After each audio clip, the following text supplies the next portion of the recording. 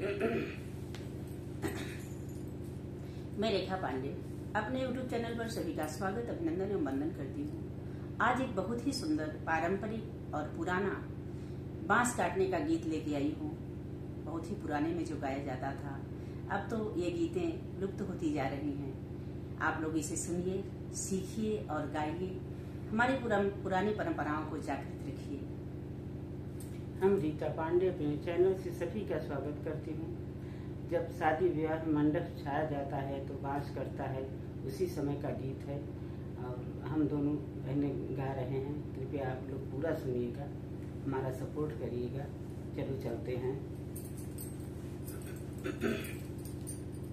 बंसवा कटावई चले राजा दशरथ, चले राजा दशरथ।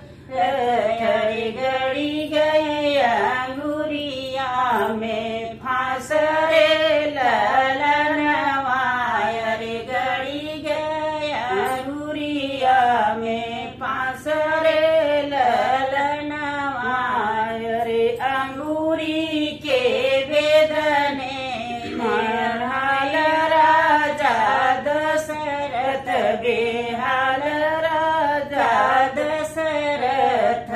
धरनी प्लेटेनी पलंगिया, बेहाल रे ललनवा, रे लेटेनी पलंगिया, बेहाल रे ललनवा, रे दिया नया वही दर दिया के कारण, दर दिया के कारण, अरे के भवना बोलाऊ रे ललनवा, अरे के भया बोलाऊ रे ललनवा, अरे आई है कई पलंग चढ़ी बैठी, पलंग चढ़ी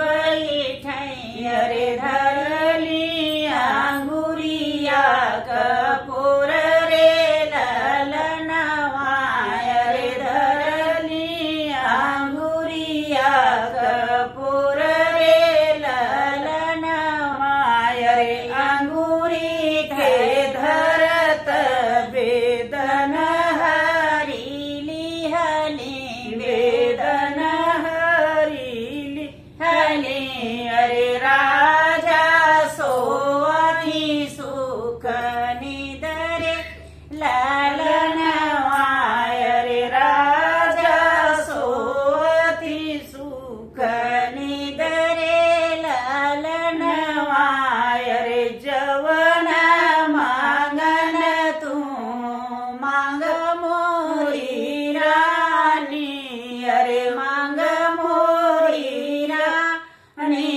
अरे उहई मांगन हम देव रे ललनवा, अरे उहई मांगन हम देव रे ललनवा, अरे मांगन तऊ हम मांग मोरे राजा, अरे मांगब मोरे राजा, अरे तोह से दिहल नाही जाई रे ललनवा, अरे तोह से दिहल नाही जाई रे ललनवा, अरे भरत के मांगब अपने अवध कर जिया, अवध कर जिया,